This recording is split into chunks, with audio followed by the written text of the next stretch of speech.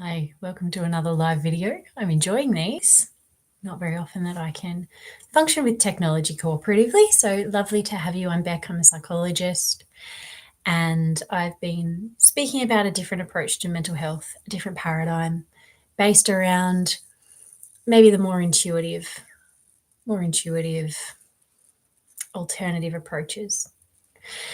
And today I'm talking about highly sensitive people and how you might be so tired as a sensitive person of hearing that sensitivity is a gift. Because so often it feels like a curse. So often it feels like overwhelm. It feels like fatigue. It feels like hopelessness and helplessness and grief.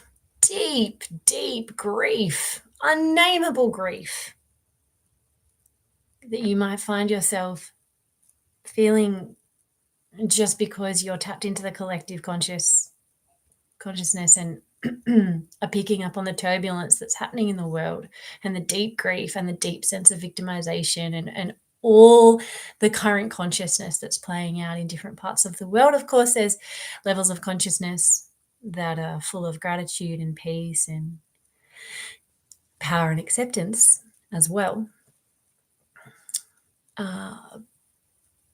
But you sort of have to transmute the darker stuff before you can access those lighter states of consciousness. It's okay.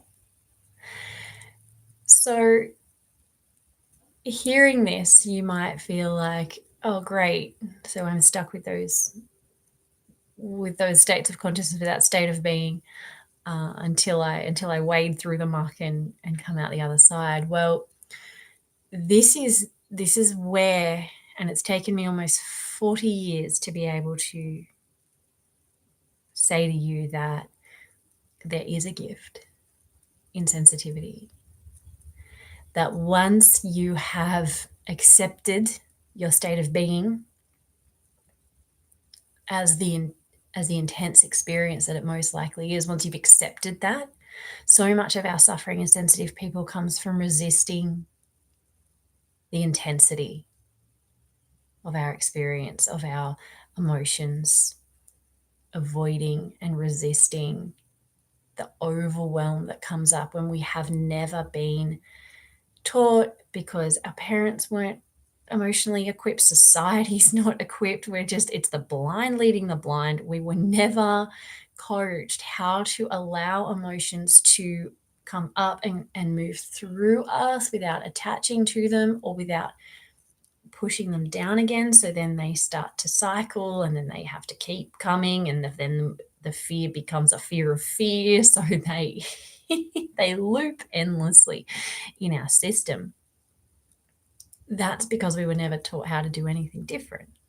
So we become scared. We become scared of our own capacity to feel emotions. We become scared of the intensity of our lived experience. And then we're in this constant psychological tug of war between our lived experience, which is getting more and more intense because we're resisting it, and then the resistance itself. So it's this really, really painful dance. So the gift comes, or the first part comes, when we can just accept that that's our lived experience, that it is intense, and take away an expectation that it won't be, that we won't have big. And when I say emotions, as a sensitive person, it's really important you get beyond the story of the emotion. And while the first part of being a sensitive person involves getting very familiar with the nuance of emotion, and language helps there around, is it anger, is it frustration, is it resentment? It is important to explore that.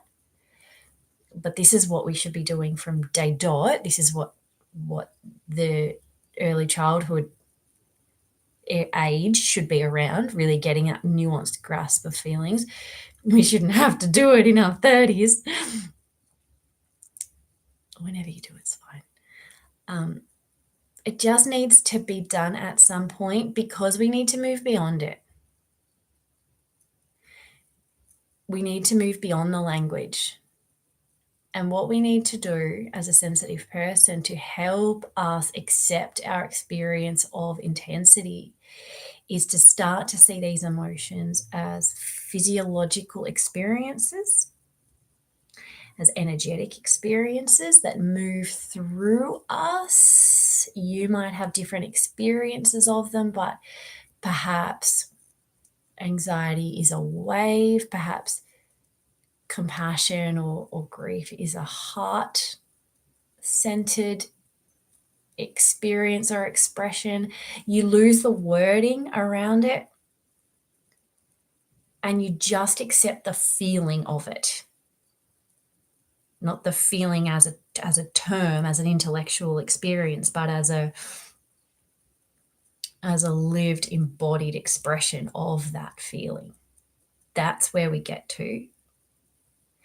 And then, and this is where it's mastery, okay? So as a sensitive person, you've been given the gift of the potential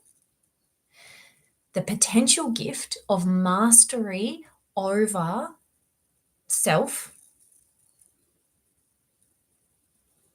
What an incredible gift. The potential to have mastery over the human condition is what is buried within all the trials and tribulations of being a sensitive person. Is once you learn how to integrate all those different aspects, the gift in there is mastery.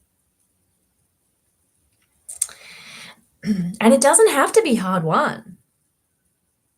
It doesn't have to come born through struggle and pain and loss. It can be born through genuine curiosity and perseverance and a deep desire for clarity. And clarity should be the goal for any practice that you become involved in, because when healing is the goal, we can get into like a lack mentality, like we're not enough, like we've got to heal all these things and fix all these things, and it's just not a helpful mindset to be in. It's not conducive to real healing. So stop with the healing as the goal. Clarity is the goal, and healing is a byproduct of clarity. So setting clarity as your goal through this process, moving towards mastery of self, which is your gift, your potential gift as a sensitive person. Now, as with any potential, as for any skill set that you are going to master, the skill becomes more and more fine-tuned and precision is required. You might have mastery over the general concept, but then you'll find you need to become more and more precise, and that is mastery. So really starting to distill the essence of what you're trying to understand, what you're exploring. Is we start here and we go in. Now, this is where the gift begins to reveal itself, because what you have as a highly sensitive person is an energy system. You're like the princess and the pea. And so you know there's a pea. You can feel it, and you might not be able to verbalize how you know, but as a sensitive person, we have such a barometer for nuance. We are so attuned. Once we stop placing all our awareness in the external world, and when you make clarity your goal, it will organically start to reveal itself that you do place too much attention on the external. You probably already know that. We all have a tendency of doing that. So once you've realized that and you bring your attention inwards, what you'll start to realize is that you can be so nuanced with your experience of yourself.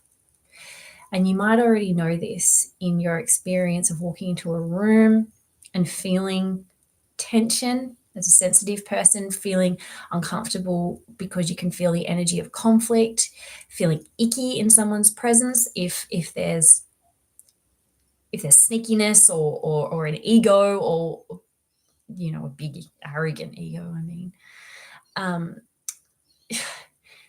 you'll have lived experiences of where you've picked up on something silently, purely through the channel of your own sensitivity, and you will have clocked it in your body if you have remained conscious through that process and you've maintained conscious awareness, which needs to be a goal every day.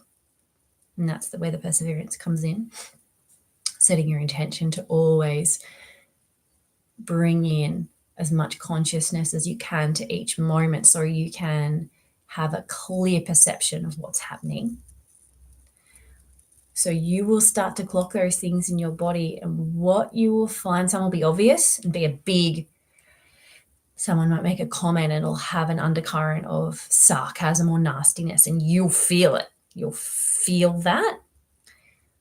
Once you've stopped making that a problem and you can feel it in quite a detached way, then because you've got this sensitivity and you have the ability to discern, you learn the ability to discern, and that's what sensitivity will help you with, because you'll feel a little tweak either way. You're so sensitive, you can just clock the tiniest little shifts in energy, even in your own thought process. One will feel flowy and one will feel more rigid. And as a sensitive person, it won't take much for your system to tell you one way or the other.